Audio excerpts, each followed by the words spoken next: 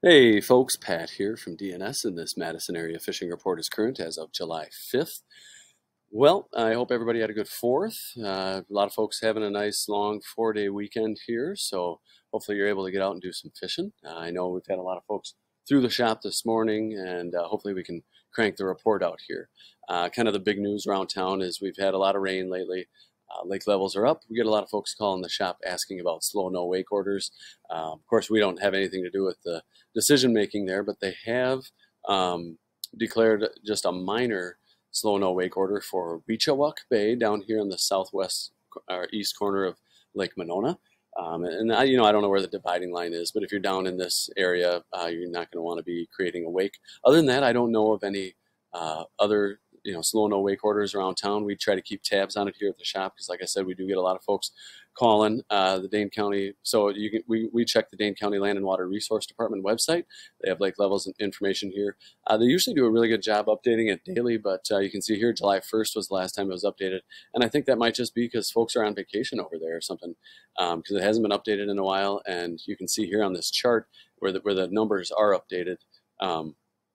The lake levels are above their summer maximum. I don't know exactly what triggers a slow no wake order, but they're over the summer max, so you have to think we'd be pretty close there. So you can keep tabs here on the website, yourself, or they're going to say something in the news about it too. We'll post something on social media, but also you can feel free to call the shop here 241-4225, and we can let you know what we're hearing around town. But as of right now, no slow no wake order except for down there in Reachawak Bay on Lake Monona.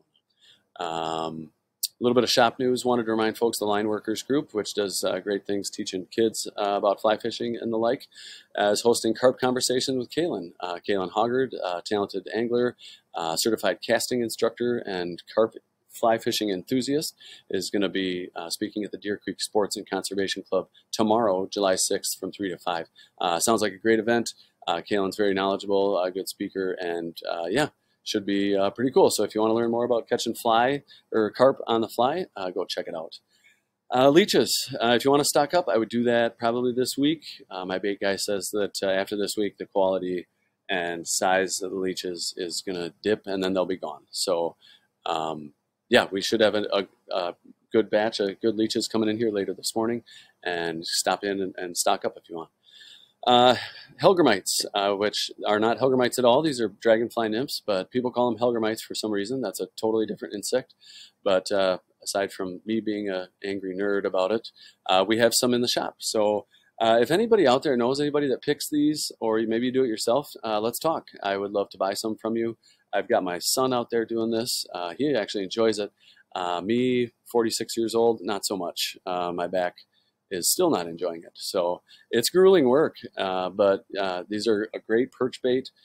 We do have them here at the shop in a very limited supply, and as long as my son can get out there and pick more, then we'll have more. But if you know anybody that picks them, have them give me a shout. Nothing new on the front door except for a blood drive up here at the church. So if you got some extra blood you're looking to get rid of, go up there. I think that pretty much does it for shop announcements. We can get into the report itself. We had a pretty seasonal week temperature-wise and got a bunch more rain on Tuesday, though, which we absolutely did not need. But outside of some rain chances here and there over the next week and weekend, the temps look great. So a nice, comfortable week to get out and do some fishing. The Mendota buoy is still not recording temps all the way down, but you can see here surface temps at 73 degrees, which is about where we were last week, and we got winds out of the west at almost 10 miles an hour. Water quality, as far as beach closures go, you keep an eye on this. So the county, Dane County Madison Public Health has a website. Not too many beaches closed. Looks like James Madison, Mendota County Park, Marshall. Tenney's closed for construction, I think. So not a lot of beaches, but a few out there, and that will be a reoccurring theme because algae blooms have been popping up. But I think the rain we got yesterday kind of chilled it out down here. Mendota looked nice driving by this morning anyway, instead of the green it was getting yesterday. So there's that. I did check the tournament page. Outside of there's a small tournament on Monona tomorrow, but a bigger one, the Wisconsin Bass Federation is hosting a 50-boat tournament on Waubesa and Monona. That's on Sunday, so you might notice more traffic out there than usual. Otherwise, as far as the report goes, generally around the chain, besides the rain and water levels kind of being the big news, fish around the chain have pretty much settled into their summer patterns and will kind of be on cruise control as far as the next several weeks of fishing reports go, because things really just kind of stay the same here for a while. Um, that being said, the fishing around town has been good. Sounds like the bluegill have moved off beds and out to weed edges on all of our lakes, although I am still hearing about some spawning fish being picked up on Mendota. Things are definitely winding up down there for sure, though. So for the most part, look for gills congregating on outside weed edges in 10-ish feet of water, and weed pockets. A small jig tipped with a piece of redworm, spike, or a waxworm is really all you need for those fish. Crappie are generally being found out in that same 10 to 15 feet of water on weed edges and on structure, but I've heard about some suspended at those same depths over deeper water as well. Crappie minnow or minnow-shaped plastic on a small jig under a bobber is a pretty safe bet for those fish. Other than a few perch here and there, I haven't really heard much perch action around town. They're picking them up on some weed lines on Lake Mendota and Monona. Sounds like more of a morning bite, but I haven't heard much in the way of size. So hopefully as the weeds congregate, some of the larger fish will start to be showing up there. Bass have been in a good mood around the chain. Largemouth are up shallow for the most part, and lots of things work for them this time of year. But with the weeds being high, weedless rig plastics, swim jigs are good options. But the topwater action for largemouth's been heating up around town too, and smallmouth too. Early in the mornings, I hear about some good topwater action. Catfish action's gotten pretty quiet up here on the north side, with a lot of those fish coming back out to Lake Mendota proper. So you never really know where you might find a large cat now. It could be fishing a panfish jig off Tenney Breakwall, or you could be over in Marshall Park Lagoon throwing a big crankbait, and they'll grab just about anything. So you never know where you'll find them. That's not to say they aren't up here on the north side still, but they are just pretty much everywhere. You never know where you'll find them. Walleye are moving deeper as the water warms, and I've heard about more and more fish showing up on mid-lake humps, but they're still getting lots of fish on shoreline breaks in 15 to 20 feet of water, sometimes coming out of water as deep as 25 feet on a sunny day, where a more subtle presentation like a leech or a large fathead on a jig or a drop shot is a good idea. It's not to say that folks aren't getting fish trolling either. Trolling cranks and crawler harnesses has been very effective. It's just that there's a lot of walleyes out there, which is a great problem to have. When those fish move up shallow at night, jerk baits and swim baits are a great option. I do hear about a few muskies here and there, but no monsters that I've heard about, but they are out there. Pike are plentiful around the chain and will grab just about anything. Otherwise, area rivers and streams continue to run high with the rain we've seen the last couple of weeks. Put this on pause here. Oh, and we're back here, and so we'll get into a little more detail up here in Cherokee on the north side. Cherokee Park's a weedy mess up there, but they are getting some fish on topwater. Down to the school road launch, if you got a small boat or a watercraft, you can get it out into the channel there and have some more weed-free fishing. And there are a lot of pike and bass up there. Down to the 113 bridge area, the catfish, like I said, have kind of moved out of there, but they are still getting cats down there. Don't get me wrong, but they're not thick in there like they are when they're spawning. So you got those catfish down there, but also some nice largemouth bass. Hear about the occasional walleye or pike. You never really know what you'll find down there, so it's a nice mixed bag area. Otherwise, out on Lake Mendota, like I said, the catfish have kind of moved out into the main lake out of the North Bay and out into the main lake. So you might find a catfish at Tenney Park on catching on a crawler. You might find a catfish in Marshall Park and catch it on a panfish jig or on a large crankbait. You never really know. But those fish are out there, and they're big and a lot of fun to catch. Otherwise, as far as panfish go, there isn't. I am still hearing about some bluegills being picked up on beds, but for the most part, those fish are done spawning and have moved out to outside weed edges. A few crappies also hanging out on outside weed edges. Those fish in 10 to 15 feet of water, and some perch out there. The perch I've heard have been spotty and few and far between, but they are picking up some perch on weed lines, mostly smaller fish. As far as bass go, like I mentioned in the intro, a lot of your smallmouth bass are still hanging out on shoreline breaks in 10 to 15 feet of water in rocky areas. Walleyes mixed in there with them too. And walleyes are also moving out to mid-lake humps, which is what they do this time of year. So, you got Dunn's Bar, Brearley Bars, Second Point over here, Commodore Bar, all those spots should be holding walleyes, and they'll be holding more and more right up until fall when they start to move back in shallow. But speaking of walleyes and shallow water, they do move in at night and can be caught in a lot of places using crankbaits and swim baits. Tenney Park's especially good for that. Speaking of Tenney Park, They have been getting a nice mixed bag of fish up here at the breakwall and below the lock and dam, although the action below the lock and dam has been spotty. A lot of good panfish in the Tenny Park Lagoon here. Some good largemouth in there. And if you're into big carp, there's some big carp swimming around there. Otherwise, they take the Yahara down to Lake Monona, and they are getting a lot of fish kind of in the same areas, outside weed edges. Bluegills are done spawning down there. So outside weed edges are holding crappies, or bluegills and a few crappies here and there. And a few perch I've been hearing about. That's mostly a morning bite. Otherwise, down on Monona Bay, they are getting some good bluegills in there, and the weed cutters have been in that area, so it's more pleasant fishing. Crappies up at the Monona Terrace wall, mostly an evening bite up there, and some walleyes after dark. As far as muskies go out on Lake Monona, I haven't really heard of any monsters coming through. A muskie here or there, probably, but otherwise, not much happening. Over on Lake Wingra, there's a good ton of small panfish if you've got a young person you want to keep busy. Otherwise, largemouth bass in there is a good population, and some absolute giants. But the weeds can be a bit of an issue, and so there's that to consider.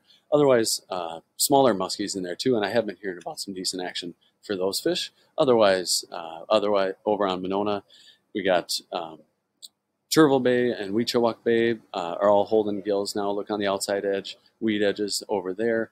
Moving down the chain, Lattice Park in the channel area has been holding some good panfish, and especially down here to Upper Mud, out in the dredge hole, is a good spot for crappies and bluegills. Otherwise, tons of largemouth in the shallow flats surrounding that area.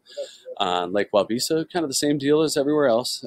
Gills being found on outside weed edges. You might find an occasional crappie or a perch on the north end of the lake or on the south. And anywhere you find a weed edge is where you're going to likely find fish this time of year.